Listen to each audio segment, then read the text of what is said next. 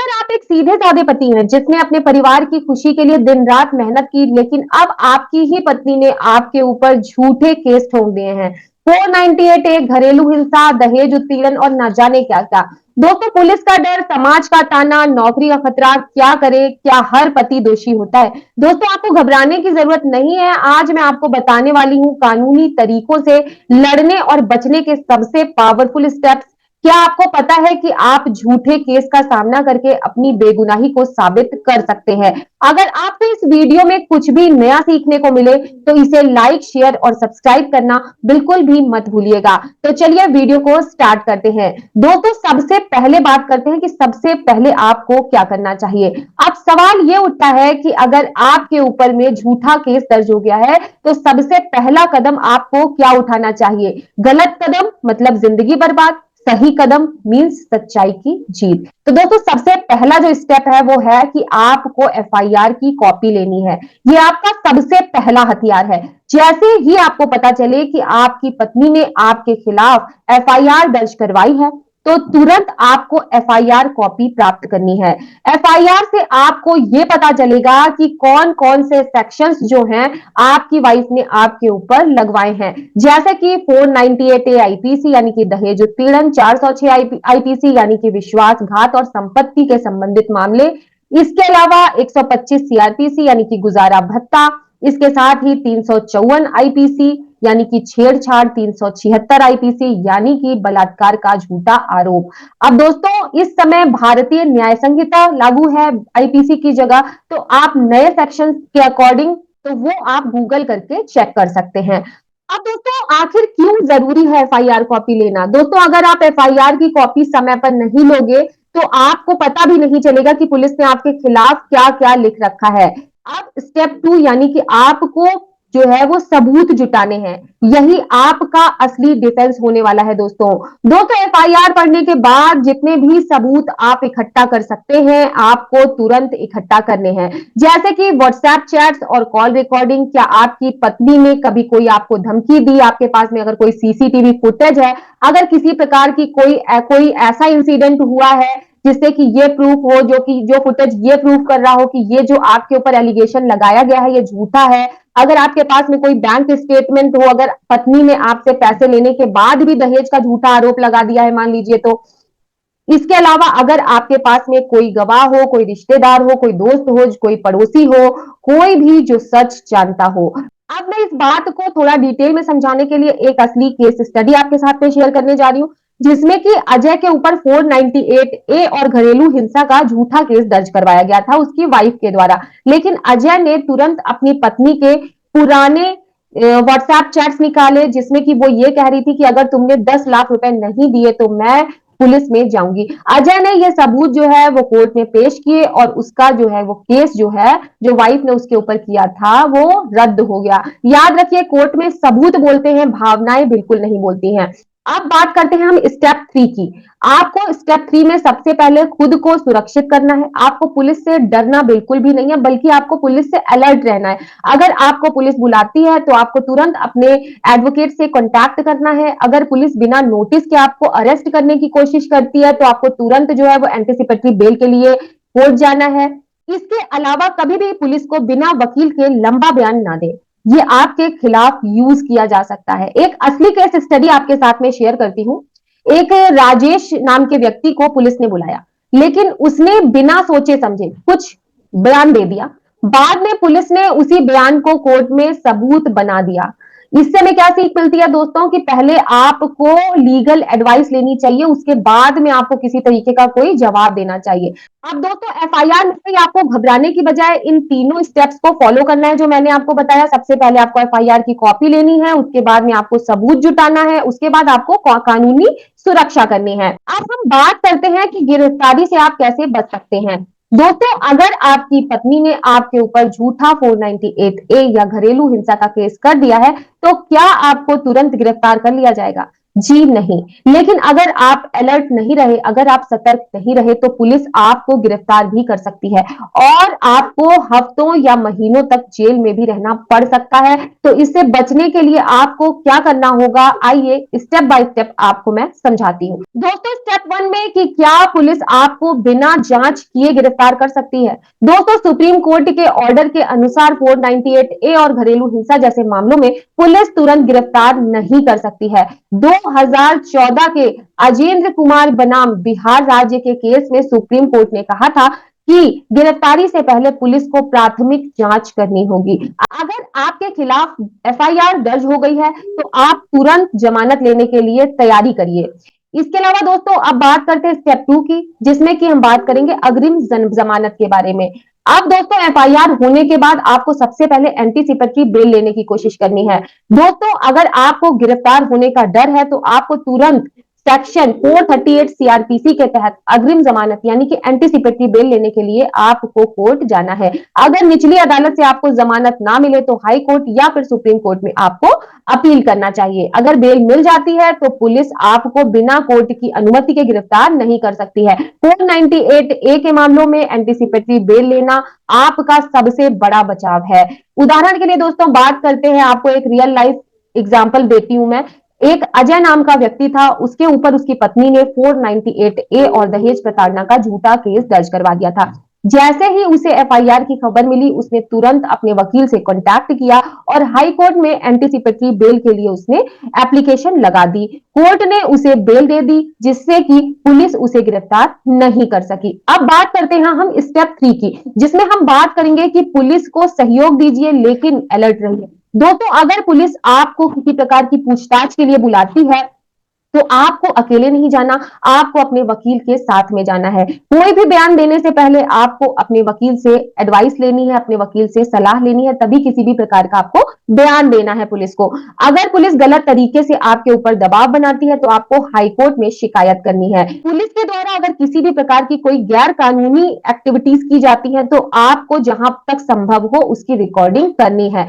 उदाहरण के तौर पर बात करते हैं, एक संदीप नाम का व्यक्ति था, उसको पुलिस ने थाने में बुलाया, दबाव डालने लगे पुलिस वाले कि वो अपनी पत्नी को मुआवजा दे दे, लेकिन संदीप पहले से तैयार था और पुलिस के सभी सवालों के जवाब कानूनी तरीके से संदीप ने दिए। पुलिस को उसे गिरफ्तार करने का कोई भी आधार उसके बयान के थ्रू नहीं मिल पाया।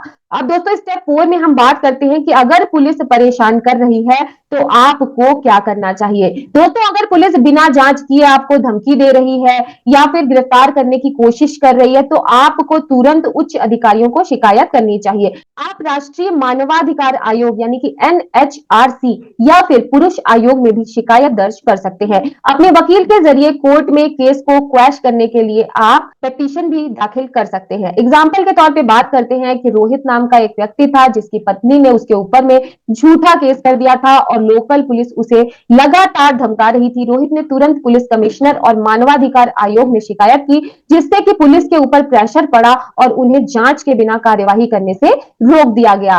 अब दोस्तों गिरफ्तारी से बचने के लिए आपको 4 स्टेप्स फॉलो करने हैं। जो आज की वीडियो में मैंने बताया है आपको उसका कंक्लूजन बताने जा रही हूं, तो ध्यान से सुनिएगा। सबसे पहले आपको एफआईआर की कॉपी लेनी है और तुरंत आपको लीगल एडवाइस किसी लीगल एक्सपर्ट से लेनी है, किसी भी अच्छे वकील से लेनी है। स्टेप 2 जो है वो ये है कि आपको एफआईआर की कॉपी लेने के बाद अगर ऐसा लग रहा है कि आप अरेस्ट हो सकते हैं तो आपको एंटीसिपेटरी बेल लेने के लिए एप्लीकेशन फाइल करनी है। तीसरा यह है कि पुलिस को आपको सहयोग देना है, लेकिन आपको अपने राइट्स की भी सुरक्षा करनी है। आपको किसी भी तरीके का कोई भी बयान आपको पुलिस के प्रेशर में आकर के नहीं देना है, आपको थाने अकेले नहीं जाना है। आप जब भी जाएं अपने वकील के साथ में जाएं और अपनी वकील से सलाह लेकर ही किसी भी तरीके का बयान दें। और चौथा यह है कि अगर पुलिस किसी प्रकार का कोई प्रेशर या गलत तरीके से आपके ऊपर कोई दबाव बना रही है तो आपको उच्च अधिकारियों या फिर मानवाधिकार आयोग में शिकायत करनी है। दोस्तों झूठे केस में फंसकर घबराने की जरूरत बिल्कुल भी नहीं है, बस सही कानूनी कदम उठाएं, कानून आपके साथ है। अब दोस्तों बात करते हैं हम कि झूठी एफआईआर को कैसे रद्द कराएं। दोस्तों झूठे केस की सबसे बड़ी ताकत क्या होती है? दोस्तों झूठे केस की सबसे बड़ी ताकत होती है आपकी घबराहट। और आपकी सबसे बड़ी ताकत क्या होनी चाहिए? कानूनी जानकारी और आपका सही एक्शन। अगर आपके ऊपर झूठी एफआईआर दर्ज हुई है तो आपको क्या करना चाहिए? सबसे पहले आपको एफआईआर की पूरी डिटेल इन्वेस्टिगेशन करनी चाहिए। सबसे पहले आपको एफआईआर की कॉपी लेनी चाहिए और ध्यान रखिए कि कौन कौन से सेक्शंस जो हैं वो आपके ऊपर लगाए गए हैं। देखिए क्या आपके ऊपर 498 ए 406 125 सीआरपीसी 354 376 जैसे अगर सीरियस सेक्शंस लगाए गए हैं, अगर ये झूठे आरोप पर आधारित है तो आपको सबसे पहले हाई कोर्ट में 482 सीआरपीसी के अंतर्गत याचिका फाइल करनी चाहिए। दोस्तों एग्जाम्पल के तौर पे आपको एक उदाहरण देती हूँ कि समीर के ऊपर उसकी पत्नी ने झूठा 498 ए का केस कर दिया था, लेकिन समीर के पास में व्हाट्सएप चैट्स थे, स्क्रीनशॉट्स थे, जिसमें उसकी पत्नी ने खुद ये कबूल कर रखा था कि उसने ये केस सिर्फ बदला लेने के लिए किया है।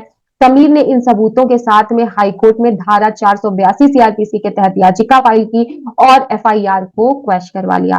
दोस्तों एफआईआर में आपको स्टेप 2 में गलतियां ढूंढनी है और गड़बड़ियां एफआईआर में आपको ढूंढ करके उसको कोर्ट में चैलेंज करना है। कई बार पुलिस जल्दीबाजी में बिना जांच किए एफआईआर दर्ज कर लेती है। अगर एफआईआर में किसी भी प्रकार की प्रोसीजरल एरर्स हैं तो आपका केस और मजबूत हो जाता है। आपके वकील को यह देखना होगा कि क्या एफआईआर में किसी प्रकार का कोई विरोधाभास है, किसी प्रकार के कोई गलत फैक्ट्स हैं या फिर कानून का सही तरीके से कोई पालन नहीं हुआ है। एग्जाम्पल के तौर पे बात करें तो अजय के ऊपर 498 ए के तहत केस दर्ज हुआ, लेकिन एफआईआर में घटना की तारीख जो थी वो गलत थी और पुलिस ने बिना जांच के केस को दर्ज कर लिया था। अजय ने इसे कोर्ट में चैलेंज किया और एफआईआर रद्द हो गई। अब स्टेप 3 की बात करते हैं दोस्तों, जिसमें कि हम बात करेंगे कि पुलिस की जांच को आपको चैलेंज करना है। आपको क्वैशिंग ऑफ एफआईआर के लिए जो है वो कोर्ट जाना है। अगर पुलिस ने एक तरफा किसी तरीके की कोई एक तरफा जांच की है या सबूतों को अनदेखा किया है तो आप इसको कोर्ट में चैलेंज कर सकते हैं। धारा 482 सीआरपीसी के तहत हाई कोर्ट में आप जा सकते हैं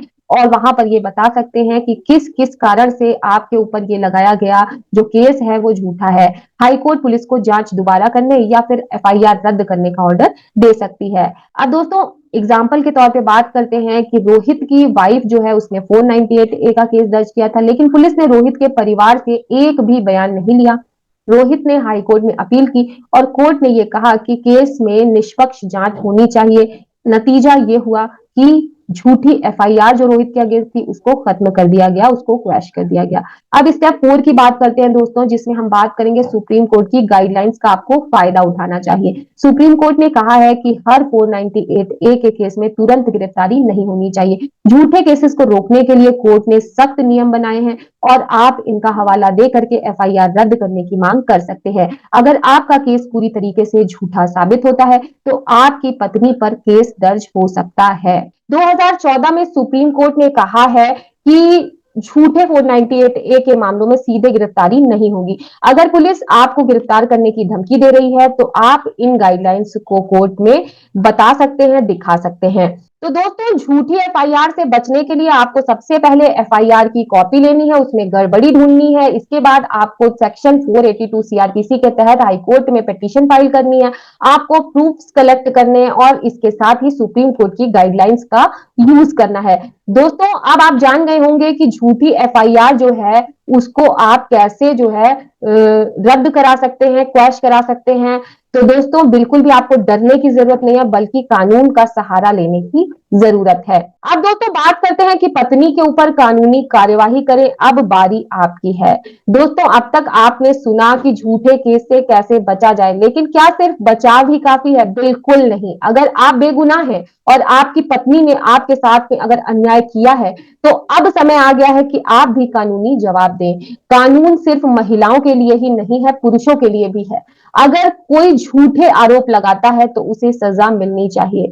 दोस्तों झूठा केस करने पर आप आईपीसी के सेक्शन 211 के तहत कार्यवाही कर सकते हैं। अगर आपकी पत्नी ने आपके खिलाफ झूठी एफआईआर दर्ज कराई है तो आप सेक्शन 211 के तहत, जो कि आईपीसी के सेक्शन 211 के तहत, उसके ऊपर केस कर सकते हैं। अगर कोर्ट में यह साबित हो जाए कि मामला झूठा था तो आपकी वाइफ को जेल हो सकती है। इस धारा के तहत दोषी पाए जाने पर 2 साल तक की सजा है और जुर्माना भी हो सकता है। अब दोस्तों बात करते हैं कि पुलिस को झूठी रिपोर्ट देने पर कार्यवाही के लिए आप आईपीसी 182 के तहत कार्यवाही कर सकते हैं। अगर आपकी वाइफ ने पुलिस को झूठी शिकायत दी तो आप आईपीसी 182 के तहत अपनी वाइफ के अगेंस्ट कार्यवाही कर सकते हैं, केस दर्ज करवा सकते हैं। इसमें 6 महीने तक की जेल और जुर्माने का प्रावधान है। अगर पुलिस पक्षपात कर रही है तो आप एसपी, डीसीपी या फिर एनएचआरसी में शिकायत भी कर सकते हैं। अब दोस्तों बात करते हैं कि आप अपनी वाइफ के ऊपर मानहानि का केस भी कर सकते हैं, जो कि आप आईपीसी के सेक्शन 500 के तहत कर सकते हैं। अगर झूठे आरोपों के कारण आपकी छवि खराब हुई है तो आप आईपीसी 500 के तहत कार्यवाही कर सकते हैं और डिफेमेशन का मुकदमा अपनी वाइफ के अगेंस्ट आप कर सकते हैं। इसमें दोषी पाए जाने पर 2 साल की जेल और भारी जुर्माना भरने का प्रावधान है। अगर नौकरी या बिजनेस के ऊपर आपके असर पड़ा है तो आप कॉर्पोरेट लॉ के तहत भी मुआवजा मांग सकते हैं। इसके साथ ही दोस्तों पुलिस और कोर्ट में क्रॉस केस आपको दर्ज करवाना चाहिए। अगर पत्नी ने झूठे केस किए हैं तो आप भी अपनी वाइफ के खिलाफ जो है केस फाइल कर सकते हैं। धोखाधड़ी के लिए आप आईपीसी 420 का सहारा ले सकते हैं। अगर उसने शादी से पहले आपसे कोई बात छिपाई, किसी प्रकार का उसने अगर मेंटल हैरेसमेंट किया, झूठे केसेस के कारण अगर आप तनाव में हैं तो आप मेंटल हैरेसमेंट के लिए केस कर सकते हैं। और इसके अलावा आप झूठी गवाही देने के लिए यानी कि आईपीसी 191 यानी कि कोर्ट में झूठ बोलने के लिए पत्नी के ऊपर कार्यवाही कर सकते हैं। दोस्तों अपने कानूनी हक का इस्तेमाल करें, खुद को आप कमजोर बिल्कुल भी ना समझें। अगर आपकी वाइफ ने झूठे केस करके आपकी लाइफ बर्बाद करने की कोशिश की है तो आप जो है चुप बिल्कुल भी मत बैठिए, कानूनी जवाब दीजिए। क्या आप भी किसी झूठे केस का शिकार हुए हैं? कमेंट में अपनी कहानी जरूर बताइएगा ताकि और भी लोगों को हिम्मत मिल सके। याद रखिए दोस्तों, झूठे केस से डरना नहीं है बल्कि कानून का सही इस्तेमाल करके सच की जीत करनी है। अगर आपको इस वीडियो से मदद मिली हो तो इसे सिर्फ अपने पास तक मत रखिएगा, इसे उन दोस्तों, भाइयों और परिवार वालों तक पहुंचाइएगा जो इस तरह की समस्या से जूझ रहे हैं। कमेंट में जस्टिस फॉर मेन अगर आप भी मानते हैं तो लिख कर जरूर जाइएगा #जस्टिस फॉर मेन। अगर आप भी मानते हैं कि झूठे केस के खिलाफ आवाज उठानी चाहिए तो ये हैशटैग कमेंट बॉक्स में जरूर लिखिएगा। दोस्तों चैनल पर पहली बार विजिट कर रहे हैं तो चैनल को सब्सक्राइब करके जाइएगा, साथ ही बेल नोटिफिकेशन बटन को जरूर प्रेस करिएगा ताकि फ्यूचर में आने वाली वीडियोस का नोटिफिकेशन आप तक पहुंच सके। मुझे इंस्टाग्राम पर जरूर फॉलो करिएगा जहां मैं रियल टाइम वीडियोस जो हैं वो अपडेट करती रहती हूँ और काफी सारी अपडेट्स जो हैं वो मैं आपके साथ में शेयर करती रहती हूँ। तो दोस्तों मिलते हैं अगले वीडियो में, तब तक के लिए अपना ख्याल रखिए, कानून को जानिए, अपने अधिकारों को पहचानिए और सच के लिए डट कर खड़े रहिए। दोस्तों फिर मिलते हैं नए वीडियो में, तब तक के लिए जय हिंद, वंदे मातरम।